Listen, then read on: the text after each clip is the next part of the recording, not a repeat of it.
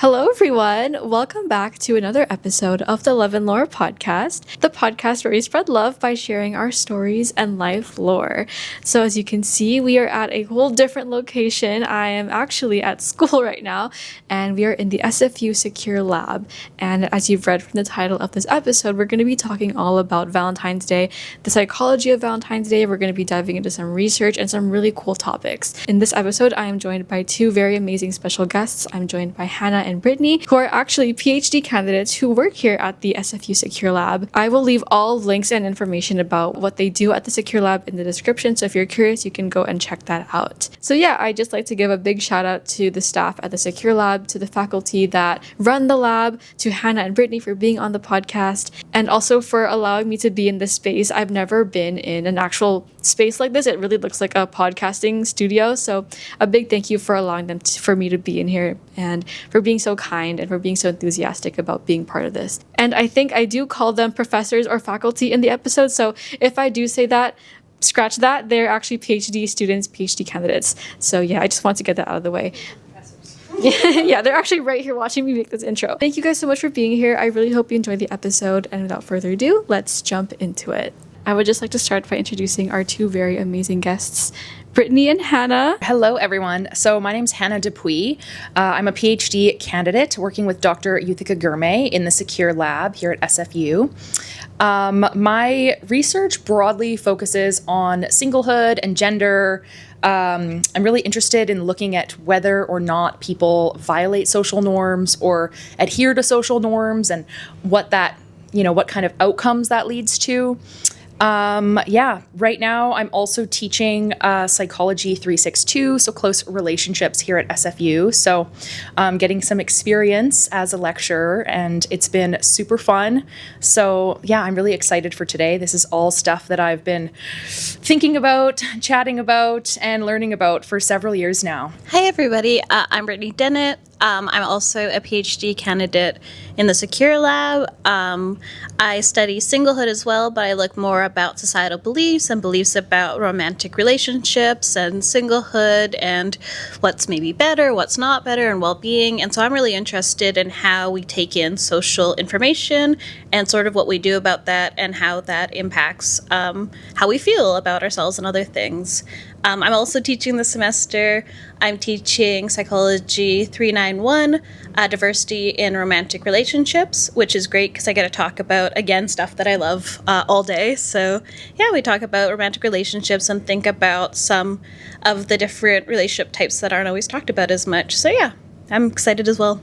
Amazing. So as you guys can see, today's episode is going to be very fun. I wanted to do something about relationships and psychology and something very educational because I don't get to do these a lot. And to have such amazing resources for this is amazing. And one of my dream guests was actually to have some sort of prof or faculty on the podcast, and you guys are the very first one. So it's such an honor, and I thank you guys so much. This is such an amazing opportunity. If you guys do go to SFU and you have taken their courses before, I'm sure they've been awesome. I know you're having lots of fun teaching them this semester. I wanted to actually start the episode off with some fun Valentine's Day games since we are trying to be on theme. We're going to start off with your favorite romance movie. Ooh. Heated Rivalry. Oh my gosh. I'm just gonna leave that where it lies because I cannot start talking about that or I won't stop. But it's been, I know it's a TV show, not a movie, but that would be, I'm obsessed right now. I don't watch as many romantic movies, but I would say Pride and Prejudice, the BBC special. That was pretty good. Okay, this is gonna be a bit of a classic and a basic one, but I would say Titanic all the way. It's always a sad movie. I always bawl my eyes out whenever I watch it. Chocolate or roses? I would say chocolate. Mm-hmm. Both. Okay, roses. Yeah. They last longer. True. Okay, this is our last question. What is your love language? I'm sure you guys are very well versed in love languages. Well, even though love languages isn't a concept that is backed by empirical research. Oh really? Yeah. Okay. Oh my gosh. Okay, I'm learning something already. Okay. I would say mine is gifts. There's one about gifts, right? Yes. Yeah, gift giving is gift mine. Giving. Yeah, so funny. I actually had in my notes for today to bring up love languages because I think that it does. I feel like it's been very popularized recently, and a lot of people like really love the whole, oh, what's your love language and all of that stuff. It's funny because I think like. I mean, maybe a bit of a hot take that I have, because I know a lot of scholars are like, they're not backed by science, but I do think it's really useful to think about love languages in terms of like, it gets people talking about what they appreciate and what kind of gestures like mean, something to them. So I don't think that there's, that it's all for nothing. Yeah. Yeah, I think that some of the research that is out there is to think about less as like an individual thing and more of a full meal. So I think you're kind of getting more into that, like all of these things are important for a strong romantic relationship, but maybe it's able to talk about between you and your partner what things that you really enjoy so that you can really focus on the things that you like without, ignoring the rest of them. Yes. Yeah, exactly. Although if I did have to pick one, big quality time for me. Oh yeah, that's a good one. Yeah, I love the adventures. I love the activities. I'm always out and about, dragging my partner places. So if I had to pick one, it would be that one for sure. Awesome. Yeah, I'm just going to restate them here before I give mine. So there was words of affirmation, there was quality time, and then receiving gifts, acts of service, and physical touch. I think for me, it would have to be also quality time. Yeah, I love quality time. But it's interesting that it's not even backed up by research. There we go. First fact of the day, guys. We are now going to get into all of your research, all of your knowledge, and I'm so excited. Let's start off with childhood experiences and societal messages and how they shaped our expectations of Valentine's Day as little kids, because that's where our expectations are implanted in the first place as little kids, right? Sure. So I guess I'll break down a couple of things first, just because I'm interested in sort of more societal messages. And yeah, you're totally right. Like a lot of times as children, we see societal messages out there in the world. We can see them from our parents or from teachers or from our peers, and we learned what society or our society values and what they don't value and how to act. And, that makes sense. As a kid, we don't really have a lot of pre-knowledge, so everything we kind of learn out there in the world. And so what you're saying about the media and about different sort of ways that kids are learning what's important, if they see Valentine's Day means presents, or if they see that this is, what's out there in the world, that's going to kind of be what they grasp onto and sort of internalize. Absolutely. Yeah, I totally agree with all of that. Like, I think we can all think of being children and watching like those Disney princess movies, being like, oh my gosh, like, where's my Prince Charming, So, I think that media has a really pervasive influence when we're children. And I think that a lot of that does kind of seep into our adult lives as well.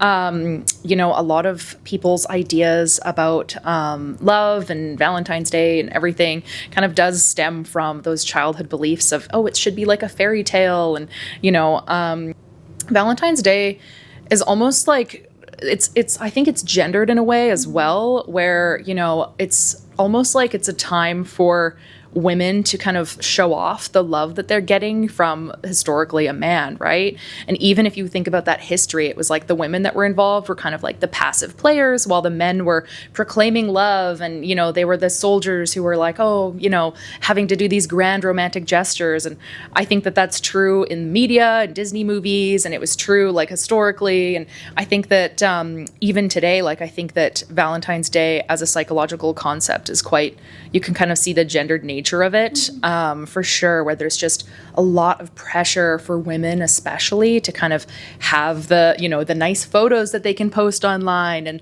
oh my gosh, we're going on a date and we went on this expensive dinner. And it's almost like for men, I don't think that they necessarily feel that pressure to show it off. They feel the pressure to deliver on those, right? Like they're like, shit, now I have to think of a nice gift to get, or all of that stuff. So yeah, it is interesting. I think that that's kind of one way that it kind of proliferates into adulthood, is through these societal scripts and expectations around like different behaviors that are normative for men and women in society around Valentine's Day. If I can go off of that, and I think also talking about the narratives that we're getting in society and culturally, we're also seeing that some love is placed above other love. So, we're seeing romantic love, we're seeing, partners celebrating their love, but we're not really seeing the love between friends friends, or other love that's just as equally important to celebrate but doesn't really get the sort of cultural spotlight, because in our society, love and romantic relationships tends to be put on a bit of a pedestal, whereas other sort of relationship types may not be as celebrated. I wanted to ask if you guys have any personal experience with this. I know you talked about how growing up we watch all these Disney movies and, you know, all the influence. So I wanted to ask about your guys' personal experiences with this and how accurate it is to the research. Yeah, I think for me personally, I never really put too much stock in it, whether or not I was single or in a relationship. I mean, I think I've always been pretty fortunate to have a pretty good group of friends behind me. And I think that another way that Valentine's Day can kind of be celebrated, at least for women, is like Galentine's Day. Yes. So I think even if I personally was single one year, I would never really be too bummed because I'd always have a group of girlfriends and we would kind of like make a day of it. And and I think that that's really important too, like what Brittany was saying about how Valentine's Day kind of puts like romantic love on a pedestal. I think for me personally, I have always kind of challenged that. And at least once I got a bit older, and was like, you know, like I love my friends and I'm just going to use it as an excuse to have like a nice night with my girls. And that's that. So I think for me, it wasn't ever too much of an issue. Maybe when I was like in middle school, you know, like I'm sure like the awkward middle school years, I kind of remember sometimes being like, oh my God, like, why don't I have a date? That could be kind of painful. But luckily for me, I think I always did have like friends around me. And that's something that I kind of, even today, I'm like, you know, I think it's important to celebrate Valentine's Day with everyone that you love, not just with your partner. I feel like you just like unearthed a memory for me.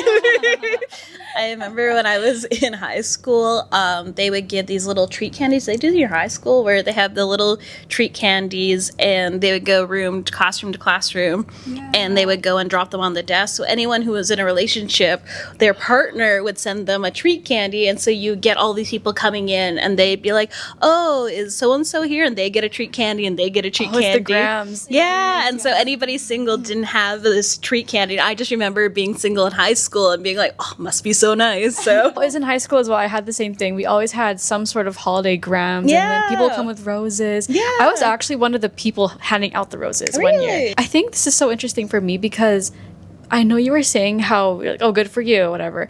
But for me, even from a young age, I never felt envious. I never felt like I needed that validation. I just think it's so interesting, all our different experiences. Yeah. And I am single right now, and I really enjoy being single. So I wanted to talk about this with you guys, is the whole psychology on singlehood and Valentine's Day, and what factors that contribute people to embrace being single on Valentine's Day.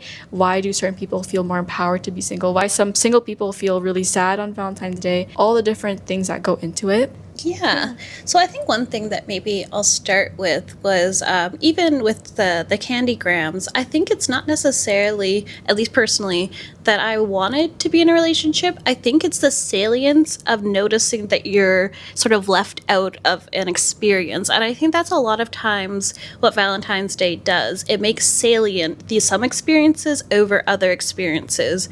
And so when I was doing some qualitative work, I researched people's talking about this, and some things like being alone in a restaurant or other things that make it salient you're single can make you think sort of more about your single identity.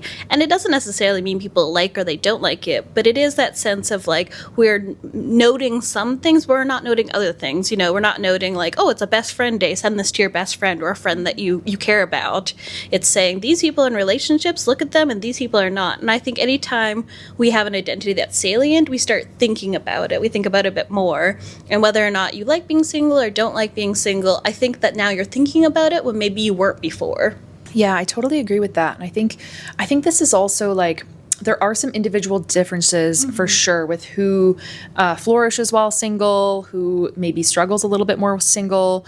But I also think that saliency is really key, right? Because I mean, as humans, we do have a fundamental need to belong. So we need to feel like we're a part of a group, and we need to feel like we're surrounded by people who, love us, who care for us, who we care for. That doesn't need to be romantic, but it does need to exist in some capacity. And I think just the way that our society is set up is often like in a pro-relationship kind of way, where that need to belong is easier fulfilled in a romantic relationship. And I think this becomes especially more salient as people kind of approach their late 20s. So as you kind of transition into your early 30s, if you're still single and you've been single throughout your 20s, I think that's when a lot of that, you can kind of look around and be like, oh my gosh, like every time I go online, someone's engaged, someone else is married, this person had her second kid, and you start to really see that and feel othered in a way where you're like, all of a sudden the people in your group are not necessarily, maybe in line with where you are. So I think when you're a teenager or a young adult through university, whatever, like if you don't have a relationship, I think that that's fine, because a lot of the cultural messaging that we get during those ages are like, whatever, like it's fine, like they'll just hold you back, like focus on yourself, travel, make decisions for you. It's a very get out there and do something kind of narrative. But then as you progress, and I think I've seen this a lot in the gendered singleism work, especially with women, because women can only have kids until they're like max 40, and that's kind of pushing it, right? So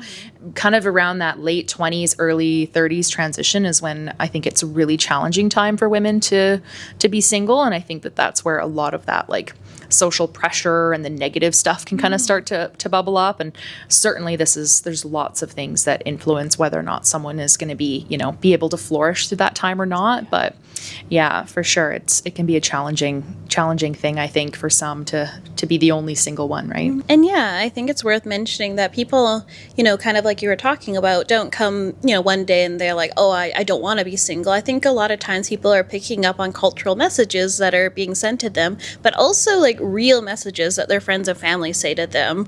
There can be this pressure to partner where, you go to dinner and your mom says oh, you don't have anybody you're bringing, and you can get these messages. Yeah, you can get these messages over and over again. And I think that, as humans and social creatures, we get a sense of what we're supposed to be doing. And when we stop doing what it is we're being pushed to do, I think that obviously can make us feel maybe some type of way. So I think that for me, my view is it's not so much the relationship status as it is the sort of culture and societal messages and how that makes us feel about our relationship status. Totally. I totally agree. And I think it's worth adding too. I think that it's kind of, it's interesting because on the one hand, I think a lot of, how people feel about being single is shaped by cultural scripts or norms.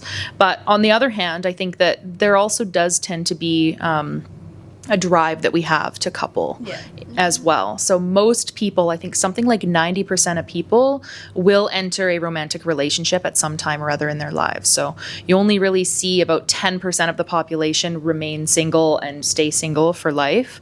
So typically, and this is found cross-culturally, and so it does tend to be a pretty universal kind of drive that people have to partner. And I think partly that can be informed by scripts, where people feel maybe oh, I should be doing this, or I should be following this clock or whatever. But I also think that it is kind of also an innate drive as well. So, I mean, if someone is listening to this and they're single and you're like, I don't care what my friends are doing. I just want love. I just want, that person that's in my corner. That's totally valid and totally real as well. And we do see a lot of people like that in the literature as well. So, I mean, while social scripts are really important to consider, it's also, most people do tend to partner at some point or other. So I think where Brittany and I come in is doing research to make sure that when people partner, they are partnering because they genuinely want to, they genuinely like the person that they're with or the people that they're dating, and they're, having a good time with it. They're not just coupling up just because society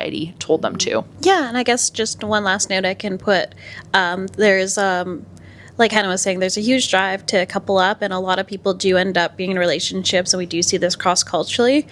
There are a few people who really feel like being single is their truest identity. They really feel like when they're single, they're their best selves. So there is a group of people who also do want to be single and they want to stay single, but I think, like Hannah said, what we're really interested in is researching to make sure people are making choices that are best for themselves as opposed to choices they feel like they should be making for other reasons that may not be as good for them. And going off of that, with the whole single empowerment and how being single is your best identity, compared to people who are in relationships and people who are single and want to be single and feel empowered by that, are single people just as well off as people in relationships? Got you.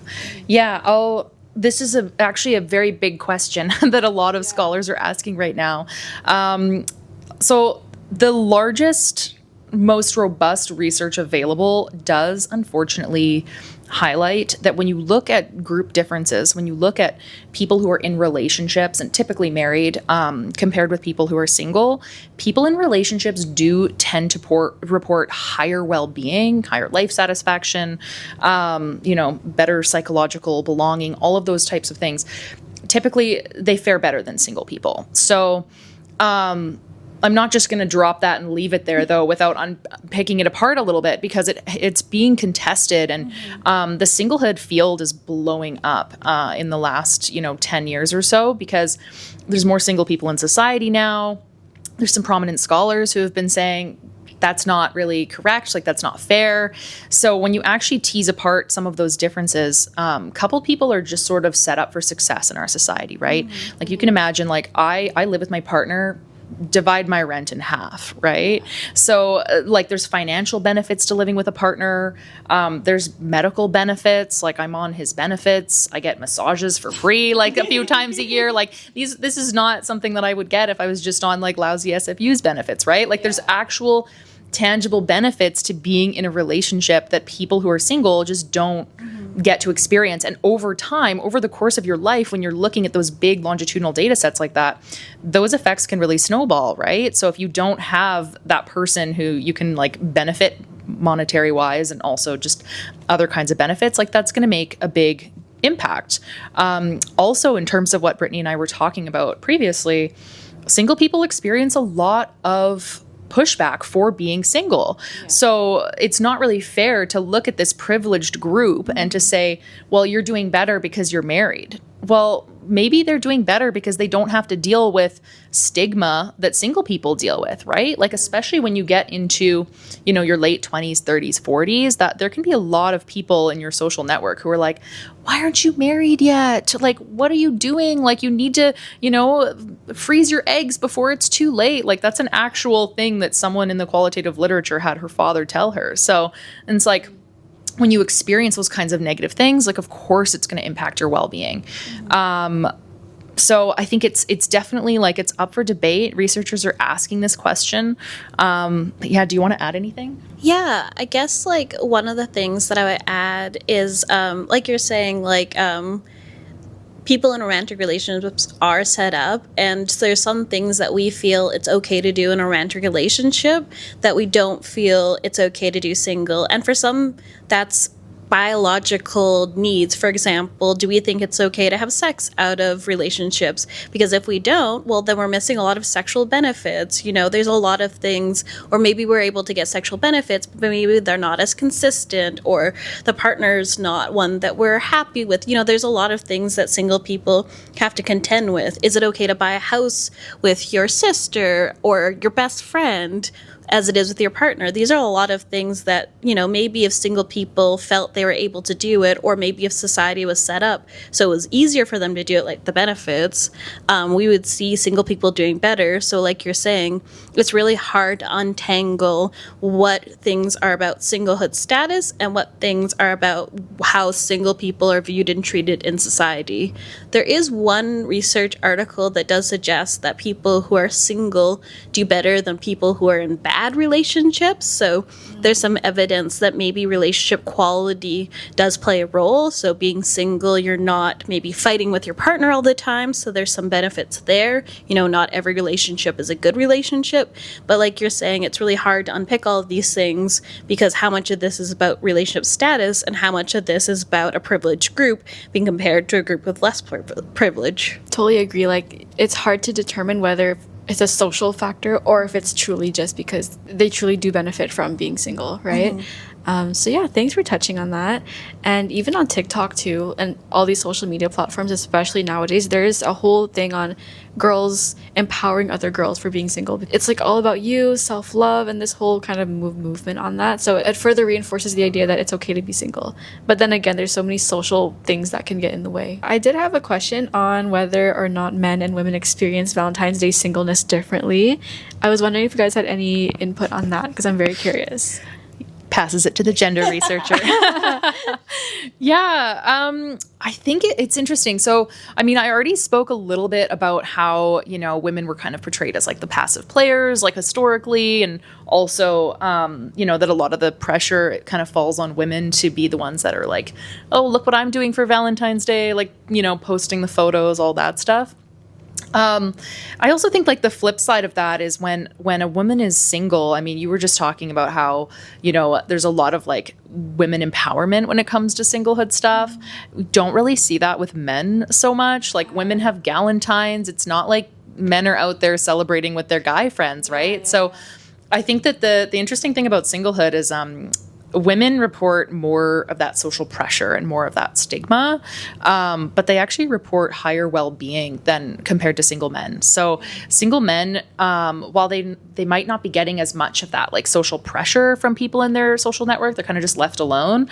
But the downside is because of those like masculine gender norms of like trying to be tough and trying to be cool, whatever, it keeps them from having really close relationships with other men a lot of times, which means that, you know, on Valentine's Day, they're probably not, like, if you're a single man, you're probably not, like, you know, hanging out with all your guy friends. Like, I hope you are, but, you know, it's something that I think culturally we just, like, don't see as much. Yeah. And I think it's really too bad because it really just makes singlehood especially difficult, I think, for single men. Like, I think a lot of people talk about how hard it is for single women because they get that pressure.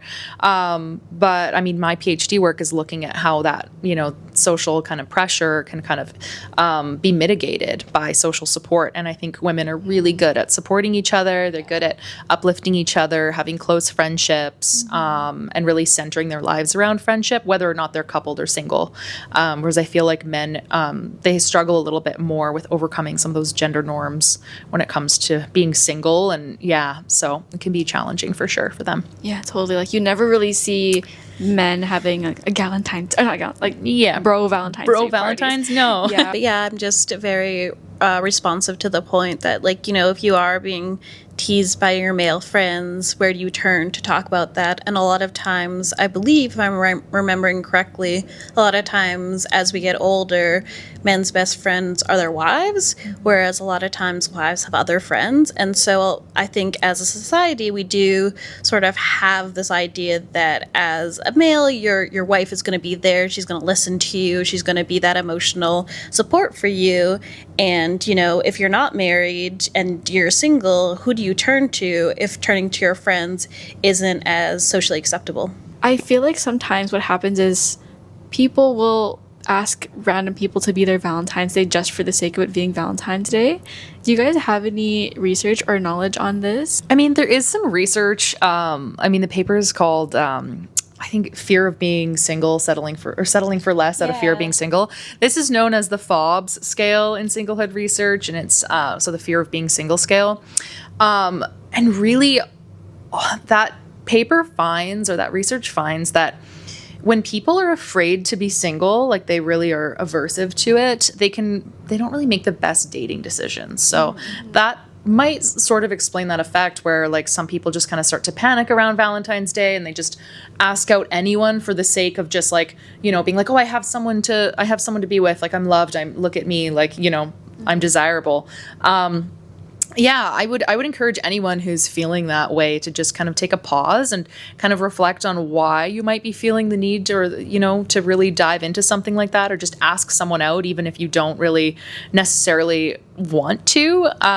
Yeah, I think that's, for sure something to consider. Yeah, I think the only thing that I might add there is, if you're thinking about just asking out anyone, this could be a great time, as we talked about, to turn to your friends, to do fun things with your friends, to do exciting, things that are going to be novel and exciting and maybe expand your sense of self. That could be some things you could do with your friends. I could see an experience where asking out somebody could be an exciting, novel thing to do. But again, I think that comes from a place of this is interesting and fun, and less of a place I need to ask somebody out. Do you guys know the statistics of single people versus people in relationships currently? Yeah, I mean, I think that it's actually hard to differentiate. So most of the data that you get when it comes to like a population and their relationship status, it gets a little messy because it can kind of just be like, are you married? Yes or no. But just because someone is not married doesn't mean that they're not in a relationship, right? So we typically, I think, do see that around, I think 40%, around 43% of the adult population is single. Now this includes, I think when it comes to Canadian census data, that is people who are over the age of 16, I believe. It's quite young. So it might be, if you're looking at, if the cutoff were 20, it might be a little bit lower than that. But still, like a large proportion of adults are actually single. And I think that that's indicative that kind of things are changing a little bit, and hopefully with a larger single population, we can continue having conversations like this and stuff because, those norms are changing and, Has it always been like this? I believe that over time, well, it's hard when we talk about single because, again, we have to say what does it mean to be single, because if it means not to be married, then, in previous, history, people who were queer might call themselves single because they weren't able to be in a relationship or married to the people they wanted to be in.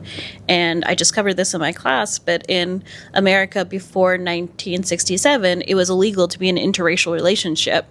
So a lot of times when we're looking at the past, people are single or not being able to be in the relationships that they truly wanted to be in.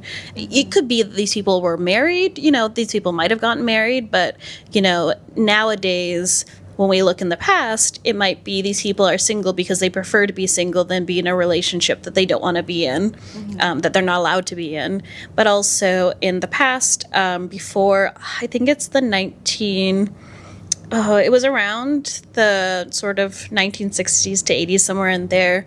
Also, the laws got easier for divorce. So before that, it was also very difficult to get a divorce. And a lot of times you needed a reason. So like adultery or cruelty or abandonment. So if you were married, you weren't able to really get divorced unless you were able to prove there was a reason for you to get divorced. So, if you're not able to leave relationships, that's going to make it harder to be single, which is then going to drive down the number of single people. Yeah. Also, I think with third wave feminism and a lot of women now entered, the workforce, obviously it just makes it easier because you can support yourself financially.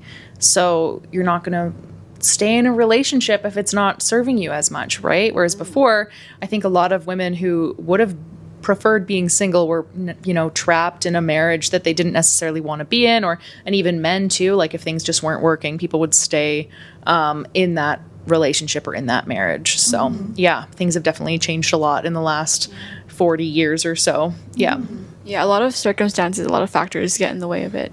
Definitely. That might be why. I think it might be stemming a little bit now, but for a while we were seeing a rise in gray divorces, which are people who are older in their 60s, 70s, and 80s who had been married and felt, the pressure to stay married. But now as they're getting towards their, in their retirement, they're actually saying I don't actually want to be in this relationship, and they're divorcing because now they feel like maybe they have the resources to divorce, or maybe they don't feel the pressure. Maybe family members who pressured them have passed. There's a lot of reasons you might want to get divorced, but so we saw for a while a rise. I think it's a bit stemming off now that people who are, in their sort of older twilight years are saying maybe this isn't the relationship for me and I don't want to be in it anymore. There you go, guys. That is a lot of research on singlehood. We are now going to talk about partners and choosing the right partners. I had some points about common myths about romantic compatibility, like do opposites attract, love at first sight. So maybe we can start with that. Sure. Yeah. I mean, the opposites attract one is something that I pretty much debunk on, I think, day one in my close relationships class. So typically people tend to have more satisfying relationships with those who they have more in common with. So this is known as the theory of similarity. Now, I know that it's, there's different kinds of similarity. So the most important kind of similarity for the longevity of a relationship and the stability of a relationship tends to be values and attitudes, backgrounds. So it just makes things a lot easier, right? If you have the same values as your partner, there's a lot less opportunity for you to fight with them over things. If you both want the same things out of life and you believe the same things, you're not going to butt heads as often. Personality tends to be a little bit less of a salient kind of factor when it comes to similarity. Some nuance can be good, having like a more extroverted partner.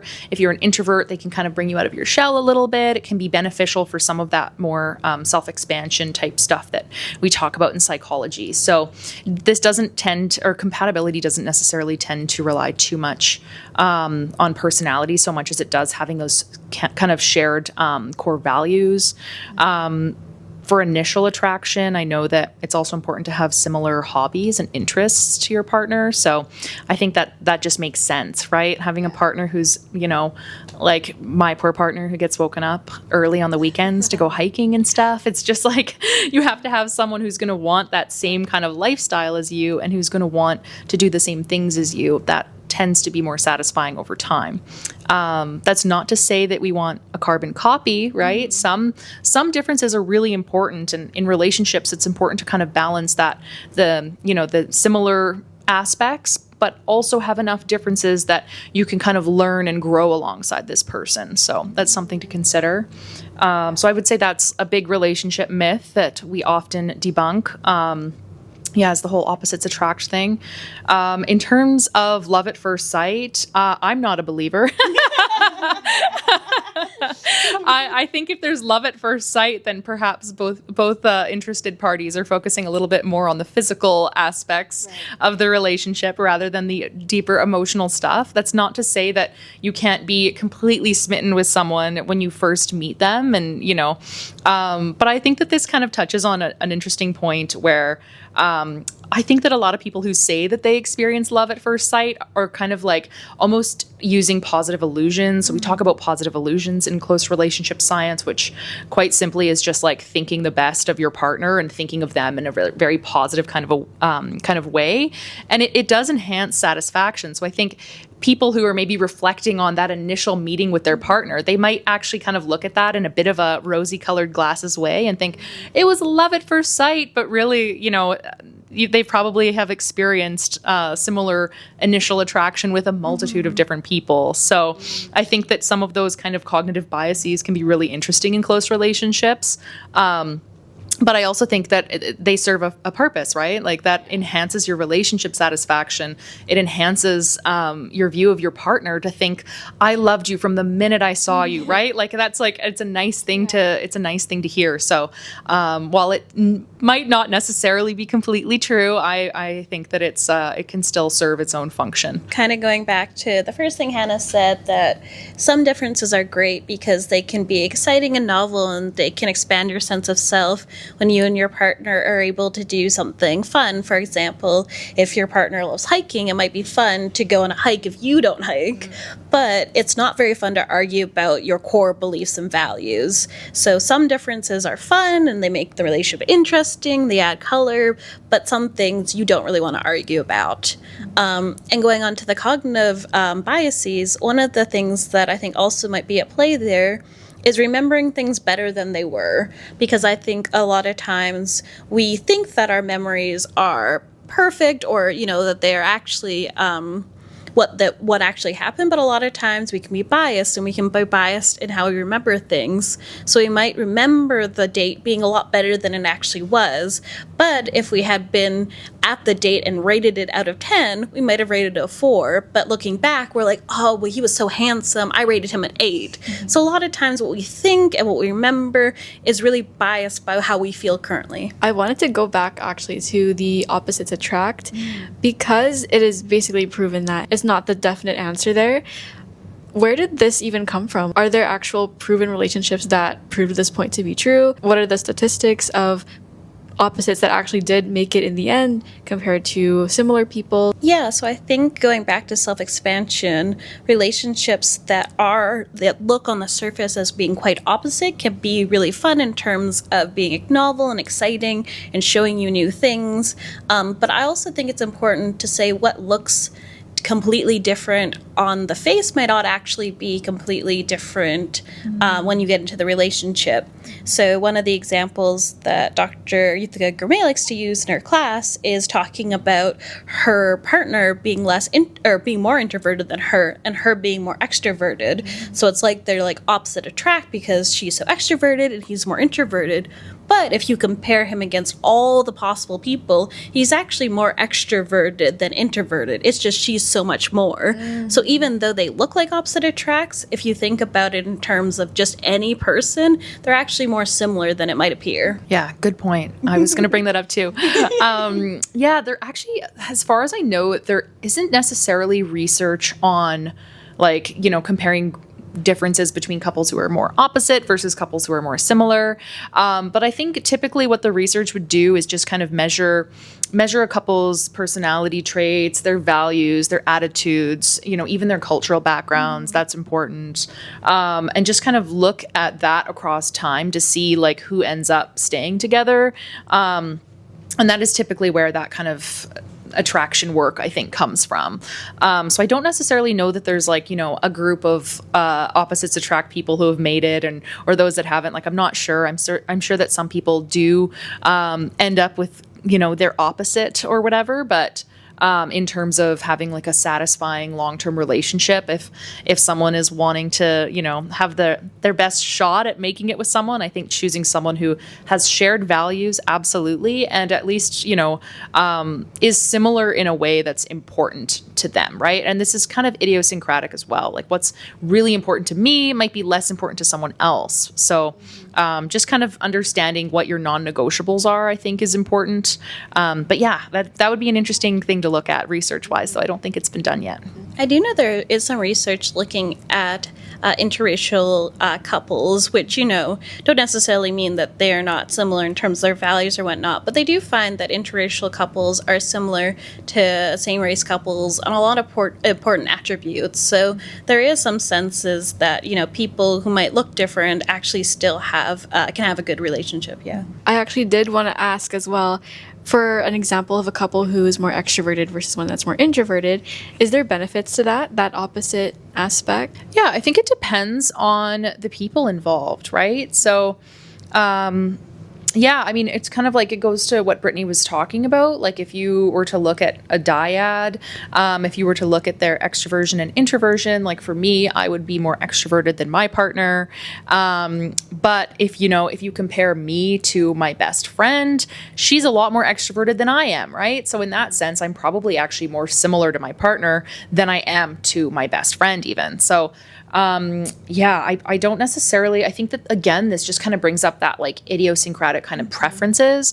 And I also think that, it's probably not a deal breaker for most people to consider a partner that's maybe a little bit more introverted or reserved than they are versus a partner who's a little bit more outgoing and out there. I think that the deal breakers tend to lie in the lifestyle that someone's living, the values that they have.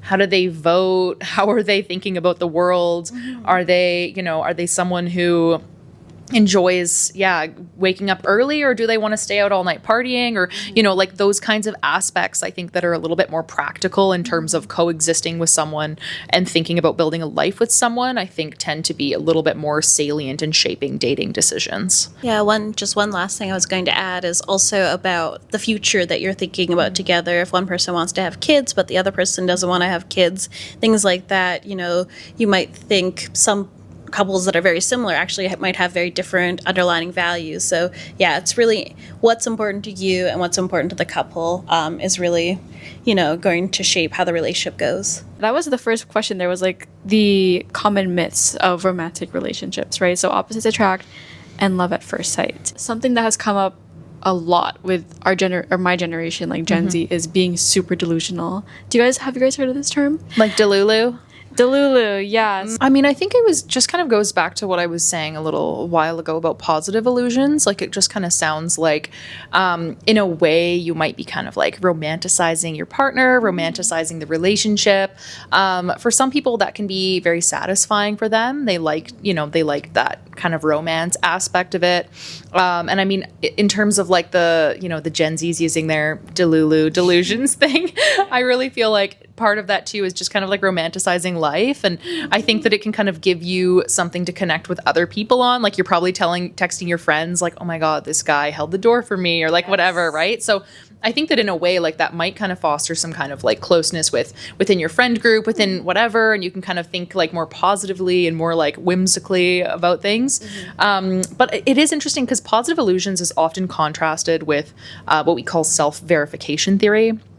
So, like, one of my favorite things about my partner is like his ability to like really know me and see me and tease me often. And that would be more like a self-verification kind of display, because when you know someone at their core, you know them so well, like the idiosyncratic little things they do, or their silly little mannerisms, or the way that they think, or like having a partner that kind of recognizes that and like loves that about you can be really validating, and a lot of people find that very validating. So I would say that in a sense, like, I think that it's totally fine to think romantically and to be optimistic about a relationship and stuff. But I also think that it can be a really valuable experience to be with someone who knows you inside and out, and who actually wants to take that time to get to know you, and who really sees you and sees all of your quirks and all of your, what you would consider like a flaw, and really like is able to just like laugh with you through all that. I think that that's also really, really important to kind of balance those two things. Yeah, I think that I would just add that, like, I think as long as these delusions are like fun and you're,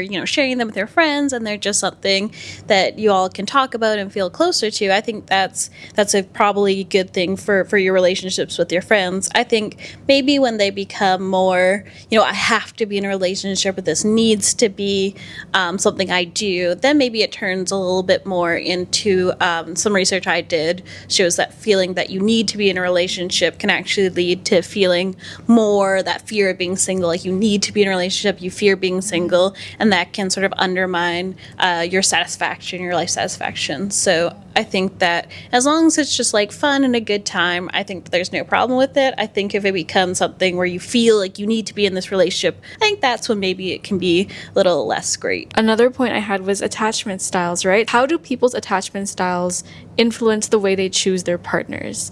And you can even touch on how sustainable it becomes as the relationship progresses, and all the factors that play in a role when choosing your partner. Yeah, I think that attachment styles does play a role, and I think different attachment styles are trying and seeking out different things. So someone who's more avoidant, they're going to be seeking out more of that autonomy, they're going to be seeking out more of that independence, and they might not be feeling as comfortable to rely on a partner.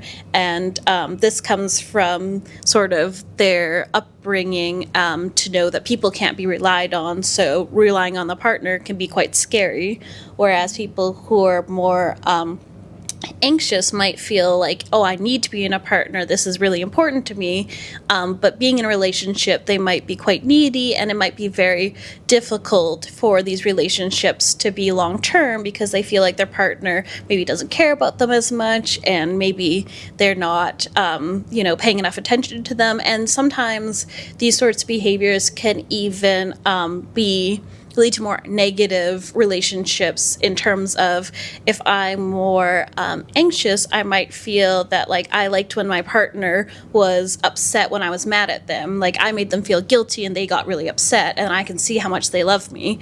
Well, that might be good for me, and I might feel very loved. But if my partner is being made to feel guilty all the time, maybe that's not so great for them, and maybe they don't want to be in a relationship with me so much. So I think attachment styles can can impact what the relationships you're in. But I also think it's important to know that attachment styles are dimensional. They're not categories. That's sort of an old way of thinking of it. So you can be someone who's more anxious, and you can be what's called buffered by your partner. So they can kind of help you work through these more anxious or avoidance strategies, and they can sort of help co-regulate you, and you can become more secure over time. So it's not like if you're anxious, you're doomed to be in a failed relationship, or if you're avoidant, you're doomed to never have a relationship that works. Actually, over time, you and your partner can work together, and so you feel safe and that you can depend on people in a relationship. That was very comprehensive. So yeah, I think the final bit of nuance I'll maybe add is, again, that just, that buffering that Brittany was just talking about, I think is really important to consider. And I had a student approach me. I just lectured on attachment last week in my class, and a student approached me after, and he was like, I didn't want to say this in front of the class because I didn't want to sound like a jerk, but like, partner buffering sounds like a lot of work. Like, why the heck would anyone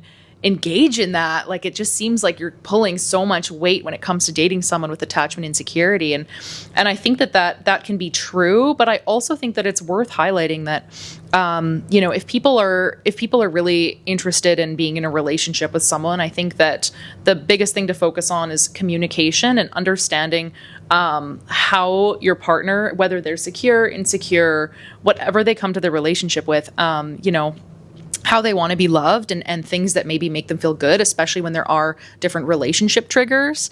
I think that's just like really important to consider that. And if you are someone who maybe you see yourself as being a little bit more insecure when it comes to attachment, I think it can also be really beneficial to try and boost your own attachment security, right? Even just recognizing that you maybe lean one way or the other when it comes to those dimensions of attachment. It could be really empowering to kind of work on your own sense of self or work on your own insecurities. Even when you're, solo, go to therapy, try to buffer your own attachment, really work on your communication, and I think that all of your relationships will be better for it, for sure. Kind of touching on that, those who do have a, let's say, insecure attachment style, would you say that they should work on themselves first and then get into a relationship, or would they benefit more from finding someone that can help with that? This might be a hot take, but I don't know if I necessarily believe that you have to wait until you feel like you're your perfect self in order to get into a relationship.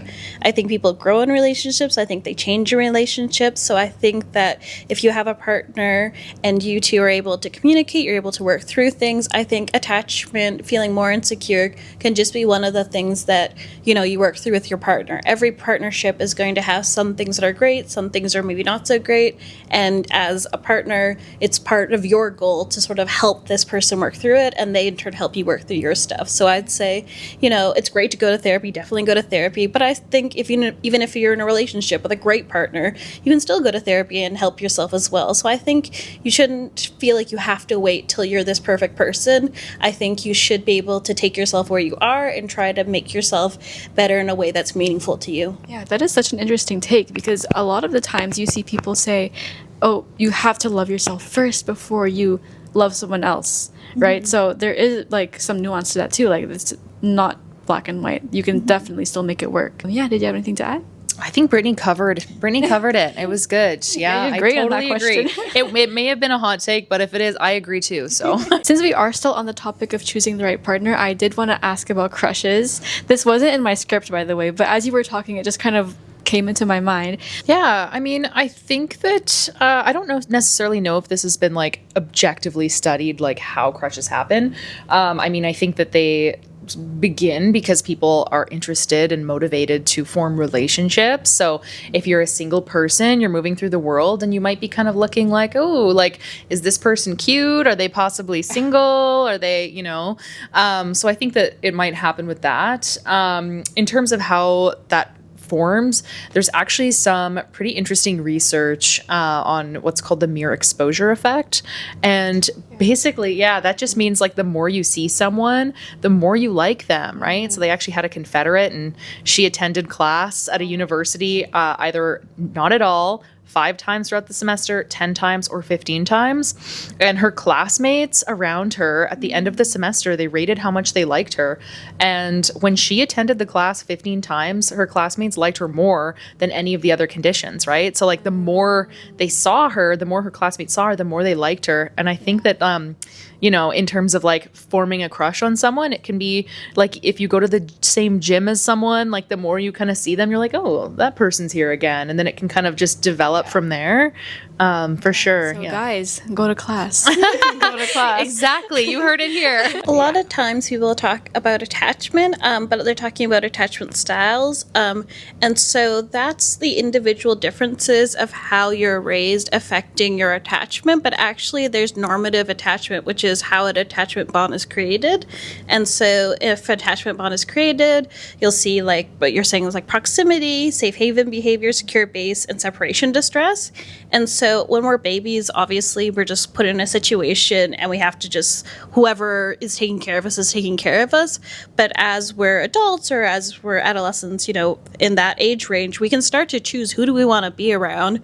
And so people who interest us, who we like, we can start spending more and more time with. And so, you know, as you're spending more time, you might get more familiar, you might notice similarities. So there is that sense of like now you're able to choose where to go and who to interact with. In terms of crushes actually working out and following through, do you guys know anything about this? There's some research that I know that's the transition into relationships.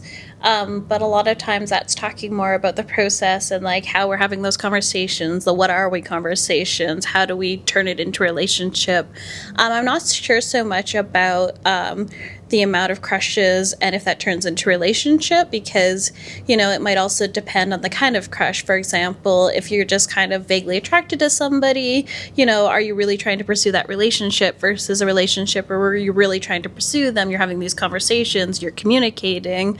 That's probably going to be more likely to lead to a relationship, but I don't know any numbers about that. So another question I did have in terms of choosing the right partner was things about insecurities in relationships. So this dives more into the more problematic things about choosing the right partner and maintaining a relationship. I know this is very, like, maybe not satisfying, but relationships, because they include two people, are very, you know, personal to the couple. So what people think that they want, what they think they deserve, they're all going to play a role in who they're in a relationship with.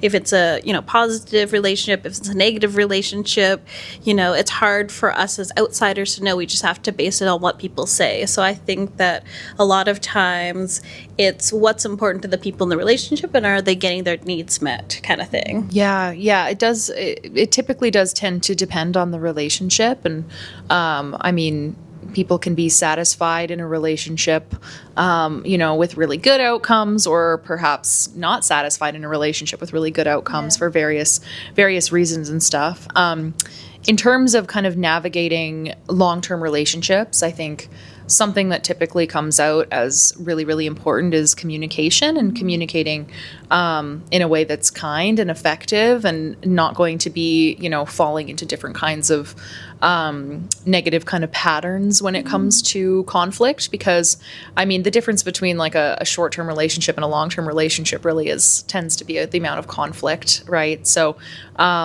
typically people do see relationship satisfaction decline over time, and one of the reasons for that, there are lots, but one of them is that there might be kind of ongoing conflicts that start coming up, right? And then things get kind of serious and you have to sort of deal with things and have hard conversations, and you have to sort of decide, are you going to grow together, or is this maybe, you know, not necessarily meant to be? So I think navigating conflict and how people navigate conflict is very, very important in terms of navigating long-term relationships. When it comes to insecurities in relationships, when a relationship forms and someone goes into it feeling already pretty insecure, how does that affect the relationship in the long run? Yeah, this is a kind of a trickier one, because I think that it can be a little bit difficult for anyone with those kinds of insecurities. Like if you are on the extreme end of having really low self-esteem, really low self-confidence, prone to jealousy more easily, like I think that can kind of highlight that some internal work needs to be done. I wouldn't really expect these relationships to be the most satisfying, because they probably are higher in kind of conflict and disagreement, and, you know, perhaps like benign behaviors like going out, if you're, you know, doing your own thing, if you're going out for dinner with friends a couple nights a week and that's making your partner jealous, like it's just going to give rise to conflict, and then you're just going to have like more bumps in the road to kind of navigate. So again, I think that if someone is kind of struggling with this, like similar to with attachment insecurities, right? Like it's kind of related. Any kind of insecurity, whether it's low self-esteem, attachment insecurities, it's just going to create a little bit more bumps in the road when it comes to navigating long-term relationships.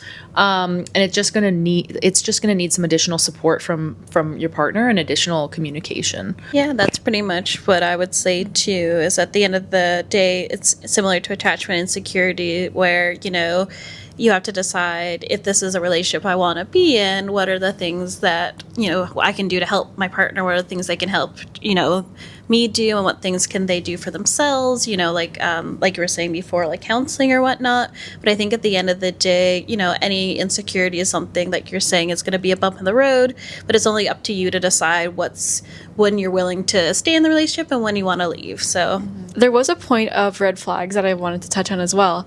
So I know a lot of people have their set red flags, but I think what happens sometimes is that they do notice these, but they are still so in love with the person and they still want to pursue something with them despite the red flags. So I'm curious why people still choose to be with them despite seeing the red flags. Yeah, I mean, I think that this can kind of tie into what we were talking about in terms of insecurities and stuff. Like, you know, I think that for some people, they might believe that it's better for them to be in a relationship with someone who exemplifies certain red flags than to not be in a relationship at all. I think there's also this common idea like, oh, I can change them, like they can grow into someone who, you know, treats me well or whatever else. And I think that ultimately, I think that a fear of being single can contribute to that, right? To making poor relationship decisions, because it's better to be in a relationship with this person who has XYZ thing going on with them than to be single. And I think that that's, you know, a lot of the work that Brittany and I do is challenging people on that and trying to, you know, kind of spread the message, I guess, that being single is definitely better than being in a relationship that's not great. So, I mean, for anyone out there who's chasing red flags, like, unless you're just doing it for the plot, which power to you, if that's your MO, that's totally fair. Because, you know, dating, it's fun. It doesn't have to be super serious and heavy all the time. But if you're actually someone who wants long-term commitment, like truly you really want a long-term partner and you want to, you know, have that kind of relationship with someone that's lasting, satisfying, all of the good things, then I think that it's also like something to kind of consider is that a stable relationship is a boring one, right? Like a satisfying, secure, long-term relationship, typically they tend to be like, you know, it's pretty mellow day to day. And I think for some people who are chasing those red flags, they might just be on that high of looking for something to kind of give them excitement.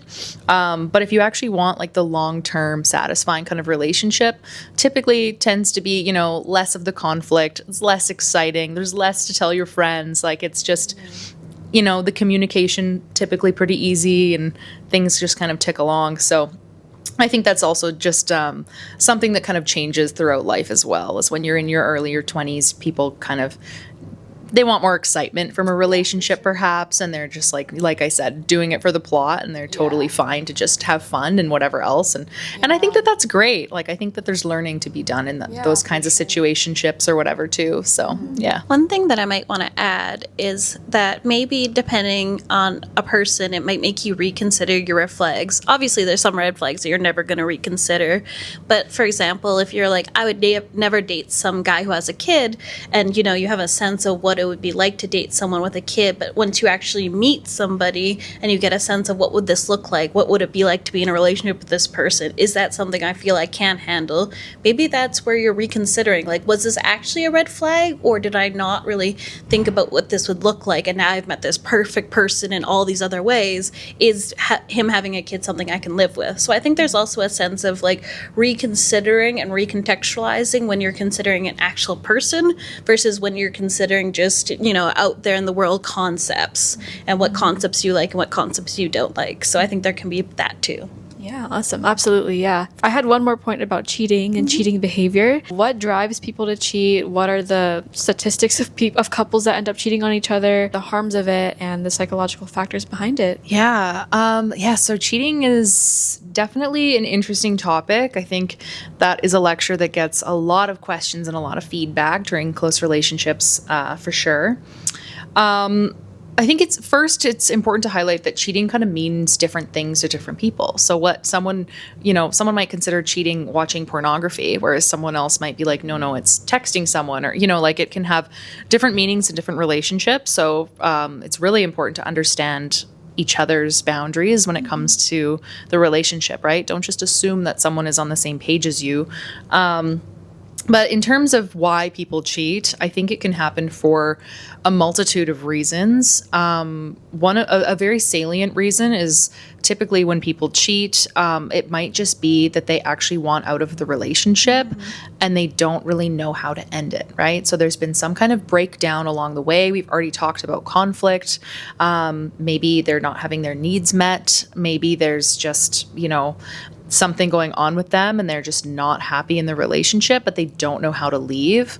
I think that a lot of the times it's like if you cheat on someone, the relationship has to end. It's kind of like the final push. There has been some research. I don't remember the exact statistics, but there has been some longitudinal work. I'd be curious for this to be replicated now because I think this was done in like the early 2000s. So, we're getting on like 2 decades ago, right? But like a really high number of people who had been in relationships, I think they sampled them across a very long amount of time. And a lot of people did report some kind of infidelity in their relationships at some point. I think sometimes that can be emotional, right? Like just developing like an emotional attraction to someone. Typically, the predictors of cheating tend to be age because, of course, the longer you've been alive, the longer you've had to experience something like that. Having the opportunity present. So people, I think the number one profession of people who cheat tend to be pilots because it's just really easy for them because they're gone all the time, right? It's like they're always going off. They're staying in the same hotel as all of the other staff. It's just they have a lot of opportunities for that. So sometimes it's just it just happens because it's there. It happens because you have the opportunity. But yeah, I also think that it can certainly just be a means for people to kind of like get the end that they want. They just might not be courageous enough to do that in a constructive, healthy way. Yeah, so I think Bradbury and Carney kind of put this, and they say what you've said, they just sum it up to there can be risky individuals, so people who are maybe higher in their willingness to have sort of non-committal sex. That doesn't mean everybody who's more open to that will cheat. It just means that they found on average people who had this were more likely to cheat. So they talked about risky individuals, but there can also be risky relationships, like you say, relationships that have already kind of broken down and there's already a lot of that's going on, so these relationships can be more at risk for people cheating. And also, like you say, like risky situations, so situations where you're gone all the time or you're around new and available people who might be interested in you. So there can be risky people, risky relationships, and risky situations is one thing that Carney and Bradbury touch on in their book. Do you guys know of the gender differences and who is most likely to cheat? It's actually kind of interesting because typically men do report more cheating than women. But if you actually like think about that statistic, then that would mean that a lot of men would have to be cheating on their wives or cheating on people with other men. So it's kind of interesting because I think they do find that women tend to maybe underreport the amount of cheating that they do in surveys. So when you survey people, right, you can't always assume that they're necessarily answering in all honesty or that they are necessarily actually perceiving a situation as cheating. So I would actually say that it's probably pretty equal, and it just sort of depends on like emotional cheating or physical cheating. Like oftentimes I think surveys don't really distinguish those two as well. So but I think it does tend to be like pretty much mostly even, although men are more inclined to report that they've cheated. The only thing that I would add is also it depends on who has the more ability in terms of like the context. So if we're saying that pilots are more able to cheat, well, who are more likely to be pilots? You know, if one person in the relationship has more funds or more ability to cheat, maybe it's easier for them to cheat because they have the resources to visit a motel, for example. Right. So there can also be a sense of, you know, if one partner is leaving all the time, maybe it's just easier for that one partner to leave. So there might be some gender differences there that are, you know, might be associated with cheating, but maybe not directly caused by cheating. Yeah, I've never thought about that actually. Like the whole pilot thing, right? Accessibility and availability, right? And opportunity. So yeah. This is not a dig against pilots. I'm sure many of them are. No shame to our pilots. If you're dating a pilot, I'm sure it's fine. Correlation is not causation. Exactly. My coworker and I were talking about the gender differences in, you know, like who is more likely to be suspicious in a relationship. People, I think, are more likely to think men, right? But I was thinking about it like, wait, I think, you know, girls are, they can have their ways. Like they know how to keep things really in the down low. Do you guys know if men or women have that difference? Like who is most likely to be out there talking to other people behind their partner's back? Yeah, it's interesting because I think there's a lot of perceptions. I mean, even with like who's going to cheat or who's going to be jealous, or, you know, we've got kind of these scripts and these norms when it comes to gender and relationships. But when you actually look at gender differences in relationships across the board, there's like little to no differences. So, you know, it's kind of like what we were talking about with like the opposites attract thing. When you just compare like a man with a woman, those differences can look really exaggerated. But when you look at like the whole population of men versus the whole population of women, not really a ton of differences there, right? Like in terms of who's suspicious, like if you were to look at like me as a woman versus, you know, someone else who's a woman, like we might have like vastly different suspicion levels. Whereas like if you compare me to a man, we might be very similar. So I think when you look at like those group differences, not really as salient as, you know, versus when we're watching TV and we see those tropes or whatever. Like it's like, oh, like the, you know, that idea that the woman's going to be like looking through his texts or trying to figure out this kind of thing. It's just, yeah, you don't really actually see that when you look at gender differences in the research. Yeah, I think that for this, like individual differences might play a big role. Like if I've been cheated on before, maybe I'm more suspicious of my partner, and kind of like going to what I said in the last question, you know, a lot of times these beliefs are something that we've gotten from society. And if we're thinking,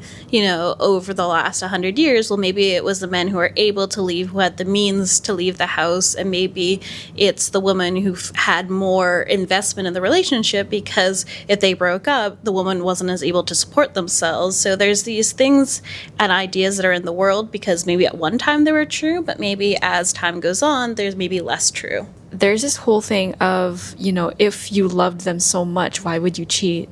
Right? So do you have any answers for this or anything about this conversation? I mean, I don't know how much people are putting thought into this. Like, I'm not sure if this is something people go out to do, but I will say that I think, like Hannah was saying before, there can be, you know, relationships that aren't going well, that maybe you still have a lot of love for the partner, but maybe communication's breaking down. Maybe there's a lot of conflict. Maybe there's a lot going on that's on top of love, because, you know, you might love someone, but there's still a lot of things that need to be worked through. Yeah, I think this might just kind of tie into a different sort of bias where I think a lot of people that are kind of obsessed with the idea of cheating and like really thinking about it as like a juicy, interesting topic maybe are in like baby relationships that have maybe only been, you know, for like less than 5 years. But when you actually like survey people across the lifespan, right? Like think about a relationship that's lasted like 40 years. That relationship has probably gone through some serious periods of doubt, of distrust, of communication breakdown, but it's also probably gone through periods of immense closeness and finding greater meaning in life. And I think that this kind of just highlights that a lot of times, like, when people cheat, like, there is that idea like, oh, you didn't love me, whatever. And I think that, like Brittany said, like, it doesn't necessarily mean that there isn't love there, but I think what it does signal is that there's at least a breakdown of communication, a breakdown of, respecting someone's boundaries, respecting that someone deserves to be treated better. But also, like I said, like, relationships can last a very, very long time, where people go through phases of this kind of hurt, betrayal, and then they can either decide to leave the relationship or repair. And so it can be really messy. And I mean, that's what I love about researching close relationships, because it's such a messy, tangled up kind of area. And especially when you look at things like gender and age and culture, like, there's just so many different aspects to kind of come at this. But I think it's just important to consider that things can kind of change over time. I want to talk about relationships ending, okay, very much in order of the timeline here. When it comes to gender differences in healing and getting over a relationship, who has a better time or a much more easier time getting over relationships? Yeah, I would say it doesn't really, I mean, like I said earlier, like, gender differences in this kind of area tend to be pretty small. I don't necessarily know if people have really looked at, healing per se, or how that would be quantified. But I think that it probably is going to be better for you if you're getting out of any breakup, or if you're dealing with any serious situation in life. If you have a social network to support you, you're going to be better off. So, in a sense, women might be better equipped to cope with certain kinds of relationship related trauma, because they might have more sources of support to turn to, in terms of whether that happens, after an instance of infidelity or someone betraying their trust in a certain way.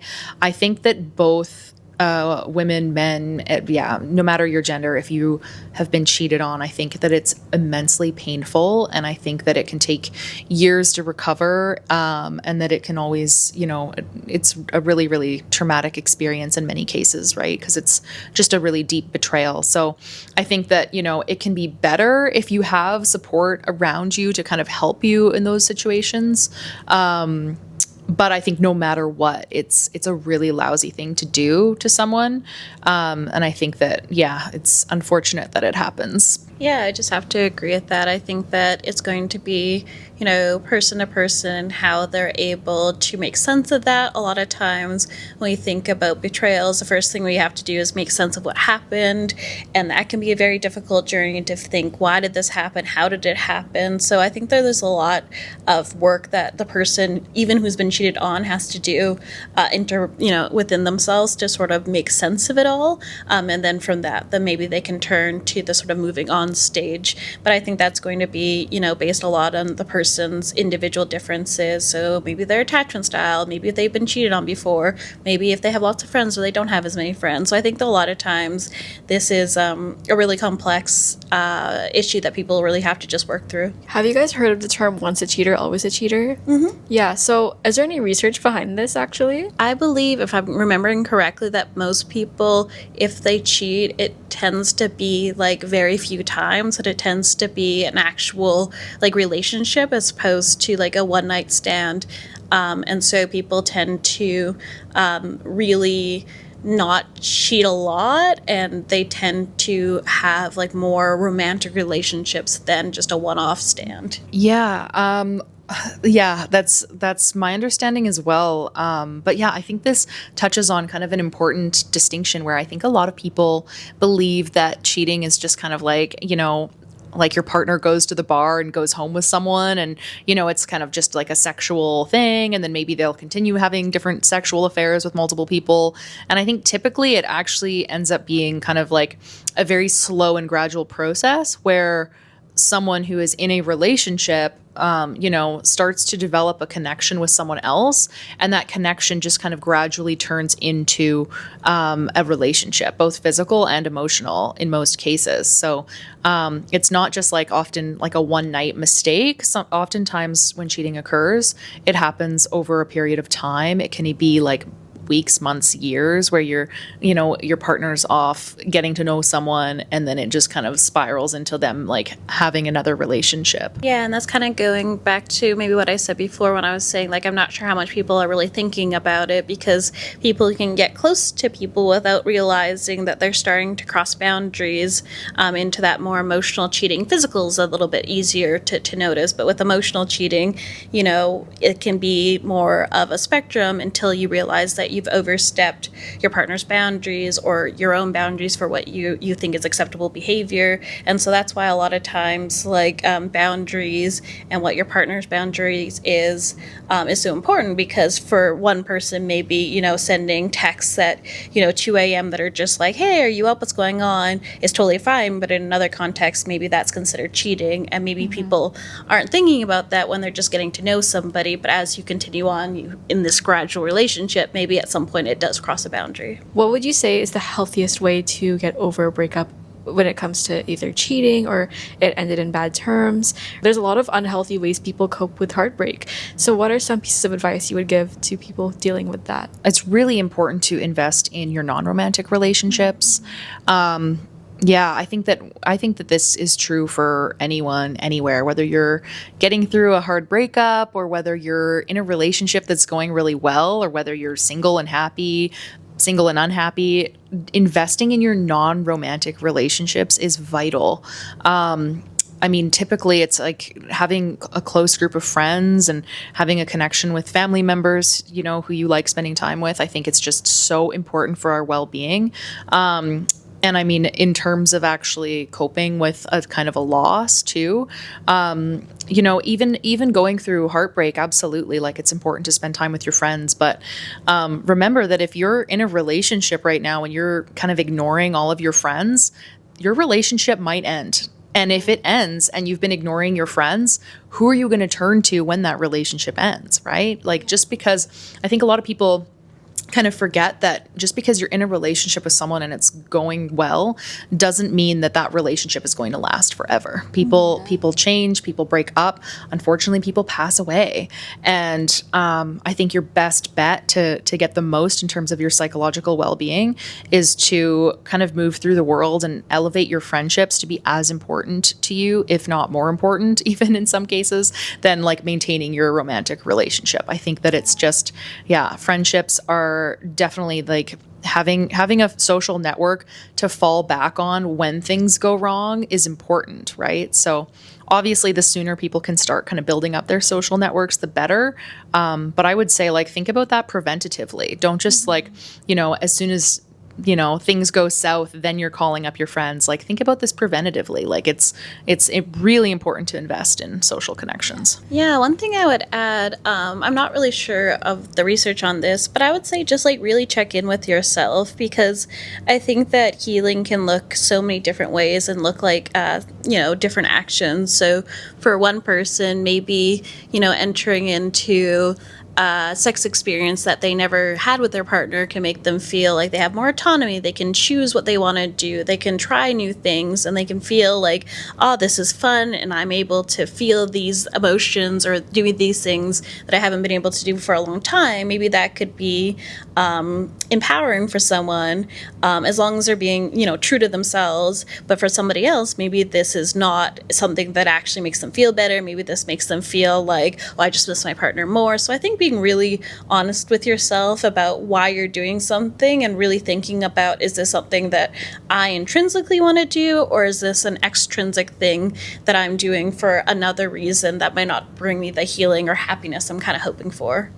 Yeah, absolutely. This also touches on the whole idea of making sure that when you're in a relationship, the most important one is the one with yourself, right?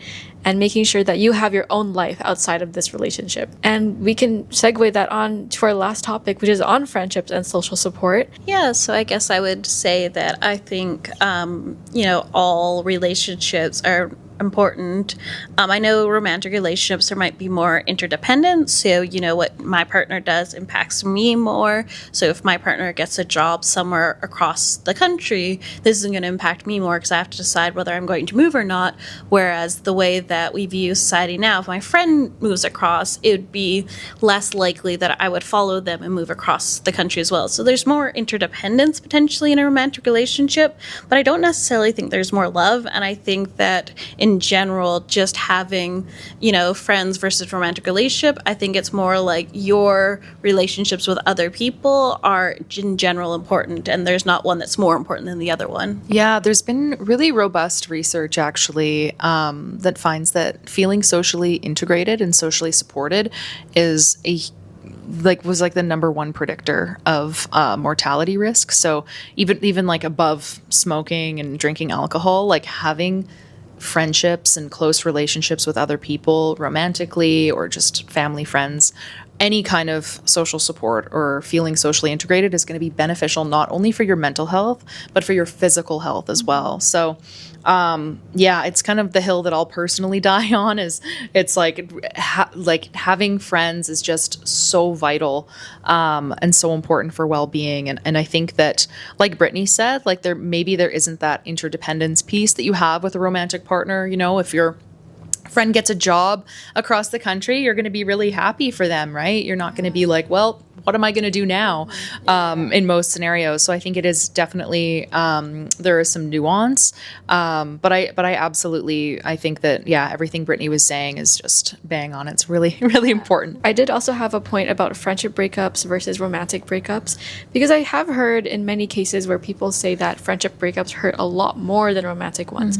So is there any research on this? Yeah, friendship is very understudied, actually. I think that most of the research is focused on intimate romantic relationships, which is definitely a huge literature gap. So if anyone's thinking about doing an honors project or something, friends, researchers are needed. I don't know of any friendship breakup research, but anecdotally, we do have, obviously it's really painful to go through a breakup of any kind.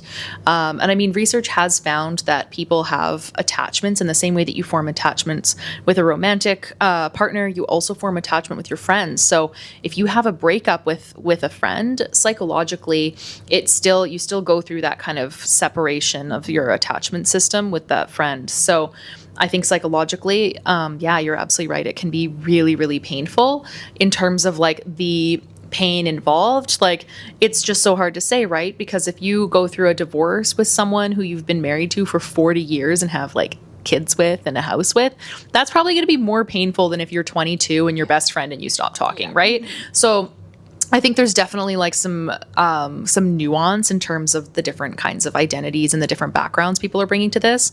But that's, I think that either way, breakups are very painful. Anything that's going to sever any kind of your social connections, even if it's with a family member, a friend, a romantic partner, it's a really painful process, and it does require some healing for sure. Yeah, one thing that I would add to that, especially in these long-term relationships, a lot of times your partner is one of your best friends. When I come home, I want to tell my partner about my day. I want to tell them what I'm doing.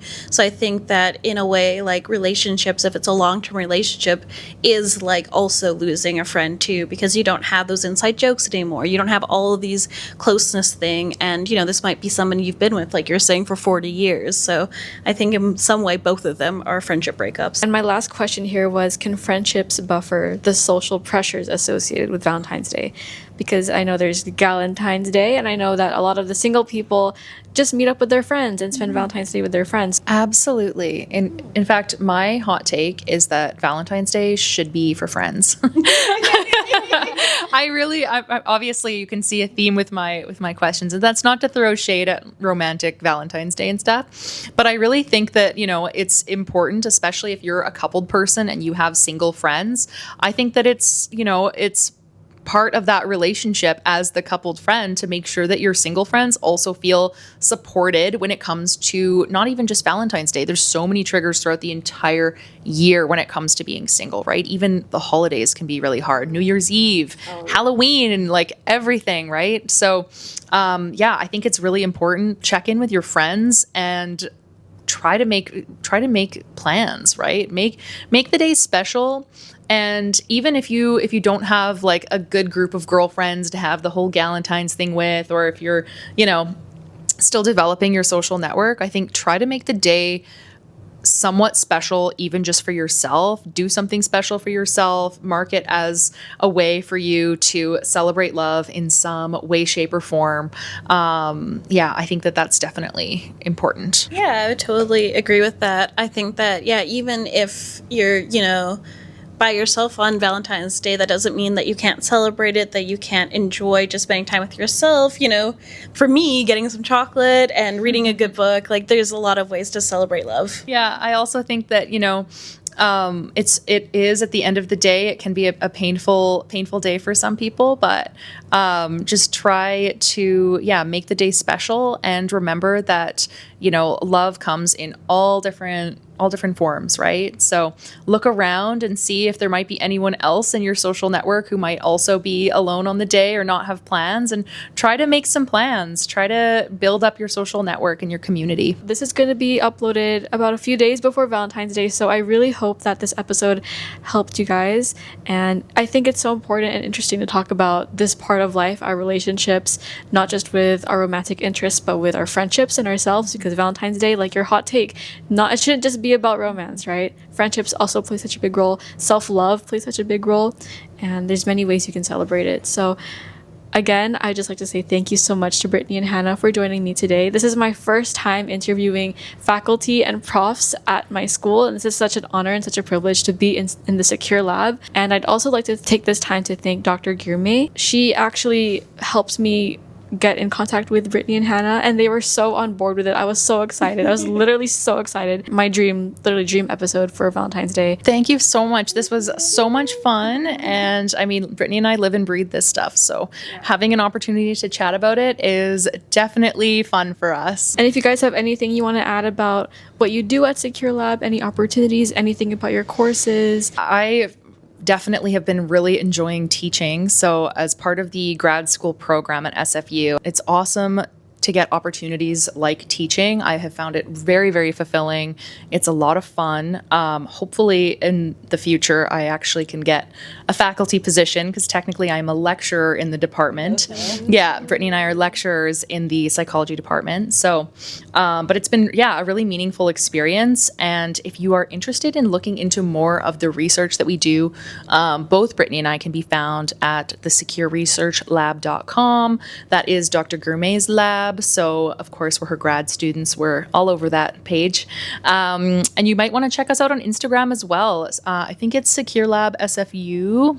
Like that, if you type that in, I'm sure it'll come up. But so if you did want to check out more of the ongoing research that we do in the lab, also sometimes there's opportunities for data collection. You can participate in some research that we do, which is always fun, or the lab sometimes hires research assistants, which is also a great opportunity for undergraduate students. So that is where you can find us. Thank you all so much. Yeah, thank you. I'll give, I guess, where I'm hoping to go.